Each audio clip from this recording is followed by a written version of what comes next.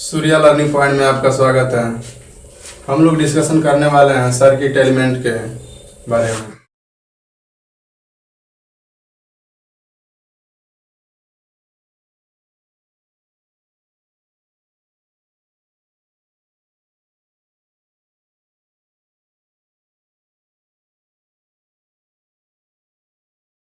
Circuit element कितने प्रकार के होते हैं? ये दो प्रकार के होते हैं। पहला क्या होता है एक्टिव एलिमेंट और दूसरा क्या होता है पैसिव एलिमेंट।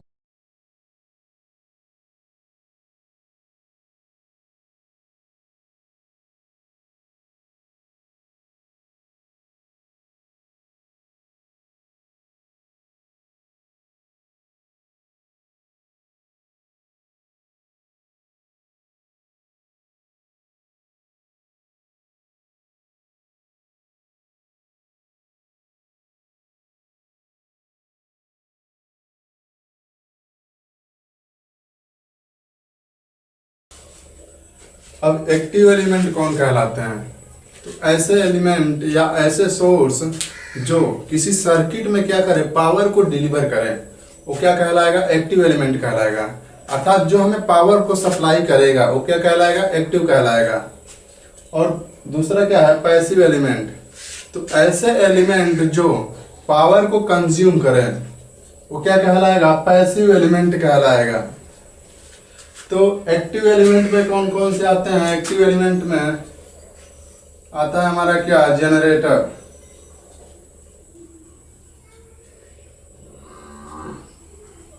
इसके पश्चात कौन आता है? सोर्स है हमारा।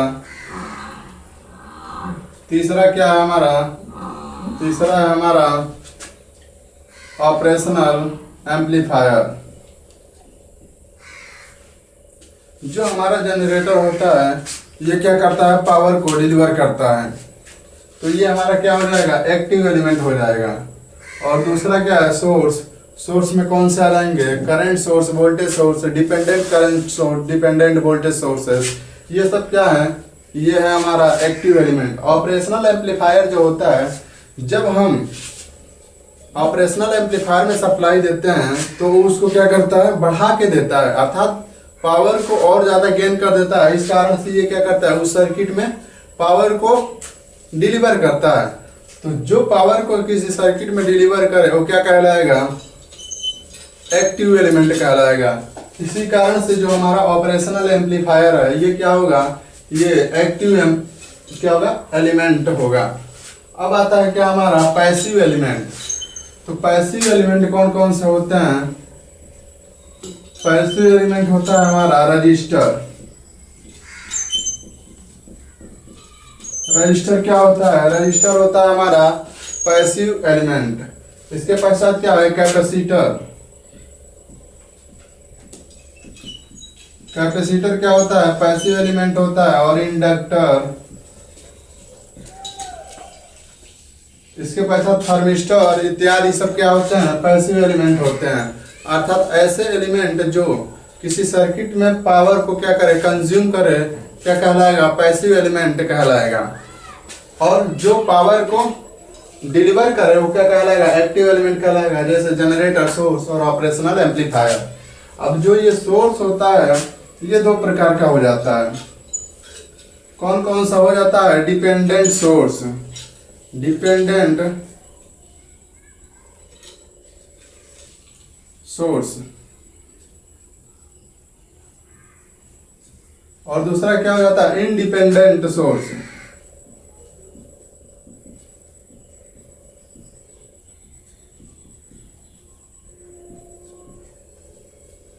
जो डिपेंडेंट सोर्स होता है ये कितने प्रकार का होता है? ये 4 प्रकार का होता है। कौन कौन सा? पहला क्या होता है? Voltage control voltage source. दूसरा क्या होता है? Voltage control current source.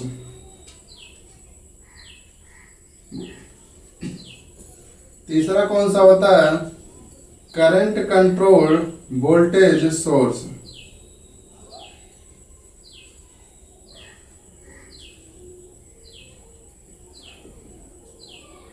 चौथा क्या होता है? Current control current source. यानी voltage control voltage source, voltage control current source, और करंट कंट्रोल वोल्टेज सोर्स, और करंट कंट्रोल करंट सोर्स। तो डिपेंडेंट सोर्स ये चार प्रकार के होते हैं। इसके पश्चात हमारा क्या होता है, इंडिपेंडेंट सोर्सेस। तो ये कितने प्रकार का होता है, ये होता है हमारा दो प्रकार का।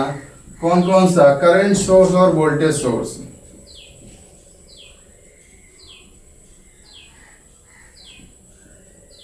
और दूसरा क्या है, वोल्टेज सोर्स।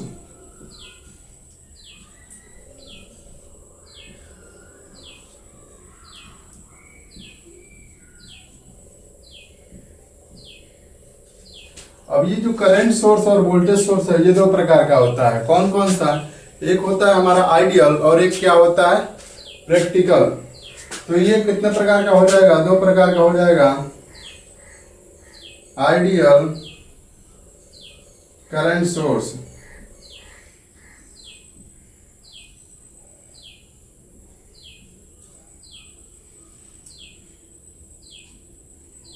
और दूसरा क्या हो जाएगा, प्रैक्टिकल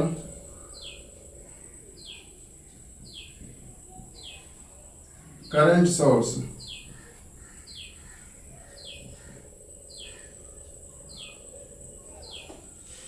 अब इसके पश्चात जो हमारा वोल्टेज सोर्स है, ये कितने प्रकार से हो जाता है, ये भी दो प्रकार का हो जाता है। कौन कौन सा, आइडियल वोल्टेज सोर्स और प्रैक्टिकल वोल्टेज सोर्स।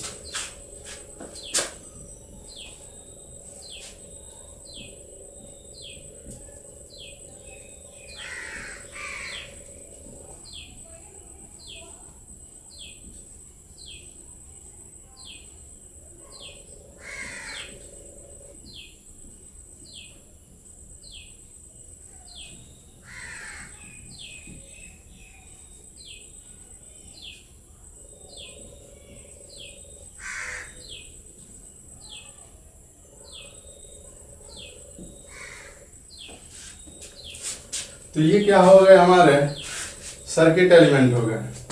कितने प्रकार के हैं, दो प्रकार के, एक्टिव एलिमेंट और पैसिव एलिमेंट। अब एक्टिव एलिमेंट तीन भाग में टूट गया। कौन कौन सा, जनरेटर, सोर्स और एम्पलीफायर, ऑपरेशनल एम्पलीफायर। तो अब सोर्स क्या है, दो भाग में टूटा है, डिपेंडेंट सोर्स और independent source.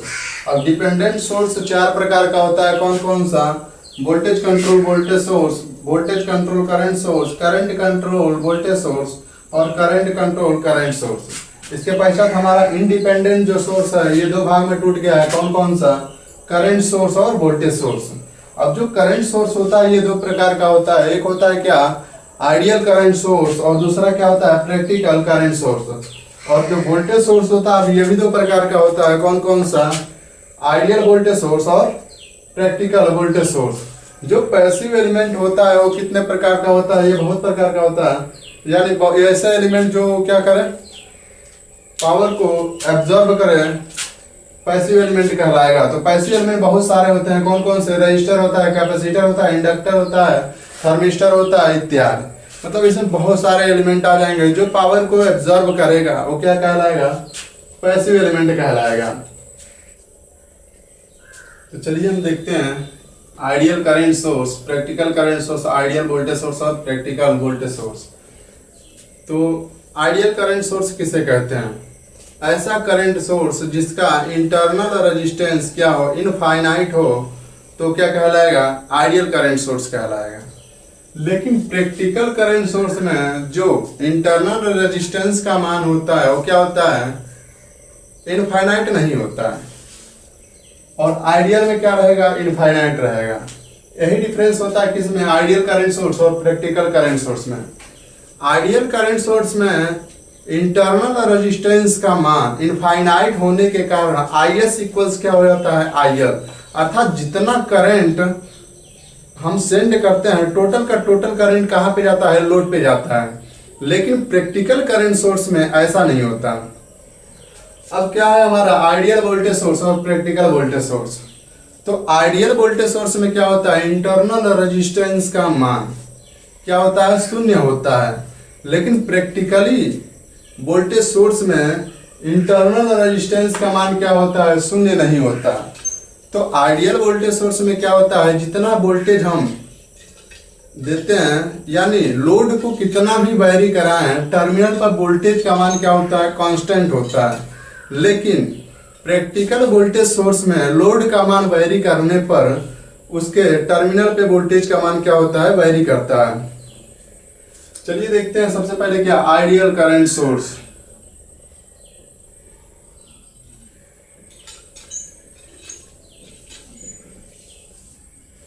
Ideal current source में हम क्या पढ़े हैं, इसका इंटरनल रेजिस्टेंस का मान क्या होता है, इनफाइनाइट होता है। यहाँ पे कोई क्या है, करंट सोर्स है और इसका इंटरनल रेजिस्टेंस हम R मान ले रहे हैं, और यहाँ पे क्या है, हमारा लोड रेजिस्टेंस है। यहाँ से जब हम 5 एम्पियर करंट प्रवाहित कर रहे हैं और ये R इक्वल्स क्या है, इनफाइनाइट है, तो ये अगर जो मान लीजिए 10 ओम है तो हमें कितना यहाँ पे मिलेगा करंट। तो जब R इनफाइनाइट है तो इनफाइनाइट रेजिस्टेंस होने के कारण से क्या हो जाएगा, इसमें कोई करंट प्रवाहित नहीं होगा। तो यहाँ से क्या हो जाएगा, ये जो 5 एम्पियर का करंट है ये कहाँ से प्रवाहित होने लगेगा, यहाँ से। यानी IS इक्वल्स क्या होता है, IS इक्वल्स होता है, ये हो जाएगा IR प्लस I10। यानी IS इक्वल्स क्या है, 5 एम्पियर, और IR का मान क्या हो जाएगा, IR का मान हो जाएगा 0, और यहाँ पे I10 का मान क्या हो जाएगा, ये हो जाएगा कितना, ये I10 कर लीजिए, तो I10 का मान क्या हो जाएगा, ये हो जाएगा 5 एम्पियर। अर्थात जितना करंट यहाँ से भेजेंगे उतना करंट हमें क्या मिलेगा, लोड पे मिलेगा। इसका रीजन क्या है, जो हमारा इंटरनल रेजिस्टेंस है ये क्या हो चुका है, ये हो गया है इनफाइनाइट। अगर जो ये इनफाइनाइट न हो तो यहाँ पे लोड के अक्रॉस करंट का मान क्या कर जाएगा, वैरी कर जाएगा। अर्थात इस रेजिस्टेंस को जैसे जैसे हम वैरी करेंगे तो इसके अक्रॉस प्रवाहित होने वाला रेजिस्टेंस क्या कर जाएगा, वैरी करेगा। चलिए इसको देखते हैं, ये आ जाएगा, तब आ जाएगा किसमें, वो प्रैक्टिकल करंट सोर्स में।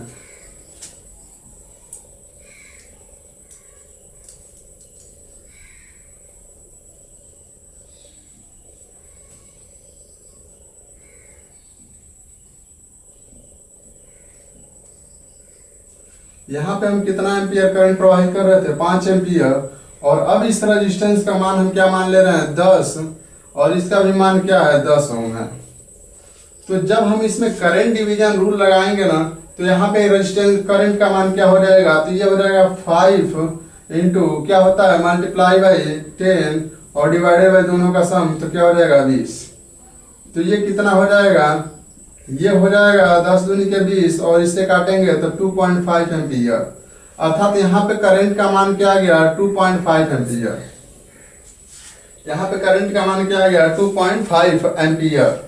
और अब हम क्या कर रहे हैं, यहाँ पे रेजिस्टेंस के मान को हम वैरी कर ले रहे हैं। इसको हम 10 न रख के कितना रख ले रहे हैं, 20।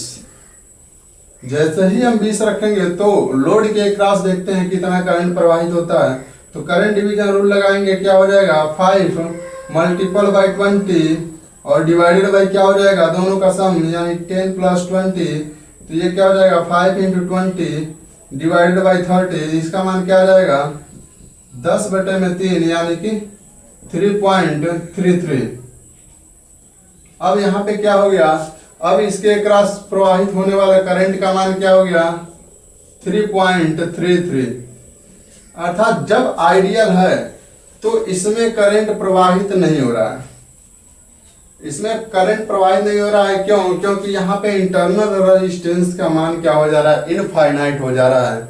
जब रेजिस्टेंस का मान इनफाइनाइट होगा तो I इक्वल्स क्या होता है, V बाई आर। जब I equals V by R, R infinite हो जाता है तो हमारा करंट का मान क्या हो जाता है, 0 हो जाता है। तो यहाँ पे इस कारण से क्या हो जाएगा, करंट का मान 0, और टोटल जितना यहाँ से करंट जाएगा, टोटल का टोटल करंट कहाँ से होकर जाएगा, लोड से होकर जाएगा। तो आइडियल केस में क्या होता है, सेंडिंग करंट लोड करंट के बराबर होता है। अब हम देखते हैं क्या ideal voltage source. Ideal voltage source में क्या होता है, आइडियल वोल्टेज सोर्स में हमारा इंटरनल रेजिस्टेंस जो होता है वो क्या होता है, शून्य होता है, जिसके कारण से जितना हम वोल्टेज अप्लाई करते हैं यानी टोटल का टोटल वोल्टेज कहाँ पे अप्लाई हो जाता है, लोड पे अप्लाई हो जाता है। अगर जो आइडियल नहीं है तो वोल्टेज का मान टर्मिनल पे क्या होता है, वेरी करता है, परंतु आइडियल के केस में टर्मिनल पे वोल्टेज का मान क्या होता है, कांस्टेंट होता है। चलिए इसको देखते हैं।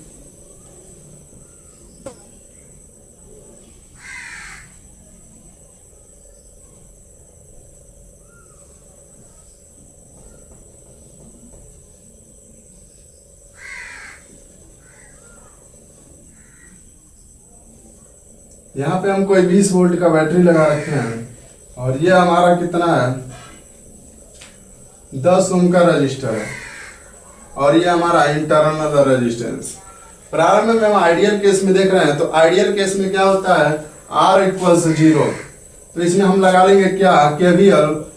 तो क्या हो जाएगा, KVL लगाएंगे तो क्या हो जाएगा, 20 माइनस, इसमें हम मान लेते हैं क्या करंट है I, तो ये क्या हो जाएगा माइनस I इंटू R और माइनस क्या हो जाएगा I इंटू 10 इक्वल्स क्या हो जाएगा 0। तो ये 20 इक्वल्स क्या हो जाएगा, ये हो जाएगा I 20 minus I into 0 minus I into 10 equals क्या हो जाएगा 0। जब इसमें 0 से मल्टीप्लाई होगा तो ये क्या हो जाएगा 0। तो 20, अब ये क्या हो जाएगा माइनस I इंटू 10 इक्वल्स 0। तो I इक्वल्स क्या हो जाएगा, यहाँ पे I इक्वल्स क्या हो जाएगा 20/10। तो इसका मान क्या हो जाएगा 2 एम्पियर।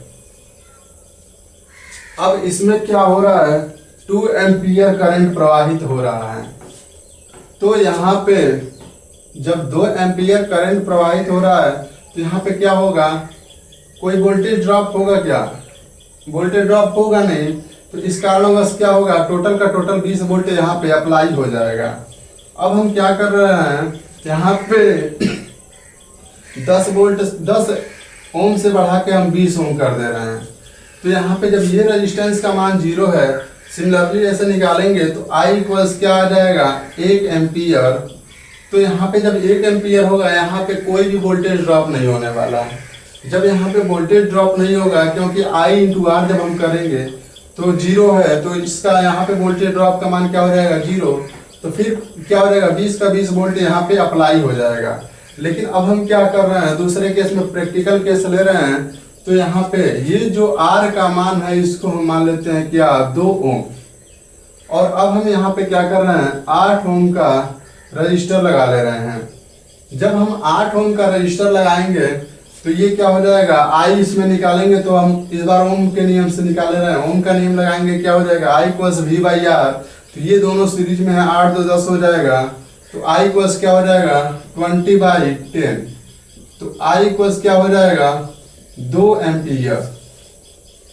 अब हम क्या कर रहे हैं, 2 एम्पियर जब यहाँ से प्रवाहित हो रहा है करंट, तो ये 2 एम्पियर इस रजिस्टर से भी होकर जा रहा है, जिसके कारण बस क्या हो जाएगा, यहाँ से ये वोल्टेज ड्रॉप करवाएगा। कितना वोल्टेज ड्रॉप करवाएगा, ये हो जाएगा 2 इंटू 2, यानी V इक्वल्स क्या होता है, V बराबर I इंटू R, यही होता है हमारा क्या वोल्टेज ड्रॉप। तो V बराबर क्या हो जाएगा, I का मान है 2 एम्पियर और इंटरनल रेजिस्टेंस का मान है 2, तो V बराबर क्या हो जाएगा 4। यानी ये क्या हो रहा है, यहाँ पे 4 वोल्टेज ड्रॉप करवा ले रहा है। और जब 4 वोल्ट का यहाँ पे ड्रॉप करवाएगा तो इसके क्रॉस लगने वाला वोल्टेज क्या हो जाएगा, तो 20 में से ये क्या हो जाएगा 20 - 4 करेंगे तो इक्वल 16 वोल्टेज अप्लाई होगा। अर्थात इस केस में क्या हो रहा है, जितना वोल्टेज हम यहाँ पे अप्लाई किया है उसमें से 4 वोल्टेज ड्रॉप होकर इंटरनल रेजिस्टेंस के कारण हमें टर्मिनल पे वोल्टेज प्राप्त हो रहा है। अब हम इसको अगर जो वैरी करेंगे तो ये टर्मिनल पर मिलने वाला वोल्टेज जो है वो क्या हो जाएगा, चेंज हो जाएगा, अर्थात वैरी कर जाएगा। तो आइडियल केस में क्या कर रहा है, आइडियल केस में टर्मिनल पर वोल्टेज का मान वैरी नहीं कर रहा है। लेकिन प्रैक्टिकल केस में क्या हो रहा है, टर्मिनल पे वोल्टेज का मान क्या हो रहा है, वेरी कर रहा है। वो किसके कारण से कर रहा है, इंटरनल रेजिस्टेंस के कारण। अगर जो इंटरनल रेजिस्टेंस का मान शून्य हो अर्थात आइडियल हो, तो हमारा टर्मिनल पे प्राप्त होने वाला वोल्टेज हमेशा और हमेशा क्या रहता है, कांस्टेंट रहता है। और अगर जो प्रैक्टिकल है तो उस केस में हमारा इसका इंटरनल रेजिस्टेंस शून्य नहीं होता है और टर्मिनल पर वोल्टेज का मान वेरी करता है। ये रहा हमारा आइडियल करंट सोर्स और वोल्टेज सोर्स। अगर वीडियो अच्छा लगे तो वीडियो को लाइक तथा शेयर जरूर करें, साथ साथ चैनल को सब्सक्राइब भी करें।